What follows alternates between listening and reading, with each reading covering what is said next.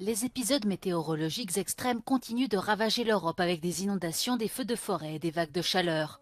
De nouveaux incendies se sont déclarés dans plusieurs régions du Portugal, comme sur l'île de Madère, zone la plus exposée actuellement aux incendies ruraux, selon l'Institut national de météorologie espagnol. Depuis le 14 août, plus de 500 secouristes et pompiers ont été déployés à tour de rôle pour lutter contre les incendies. En une semaine, près de 7000 hectares de terre ont été brûlés. 60 personnes ont dû être évacuées. De violentes tempêtes ont paralysé certaines régions de Pologne. À Varsovie, de nombreuses rues sont inondées après des... De violentes tempêtes ont paralysé certaines régions de Pologne.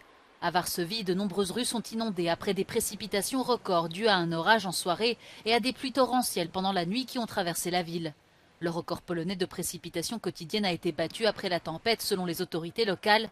Bien qu'il n'y ait pas eu de blessés, les pertes matérielles pour les habitants de la capitale polonaise sont énormes.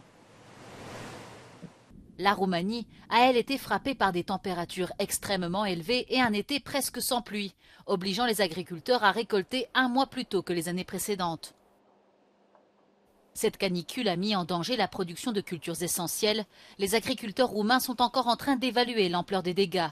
Selon les économistes agricoles, les dégâts causés au seul champ de maïs sont évalués à au moins 300 millions d'euros.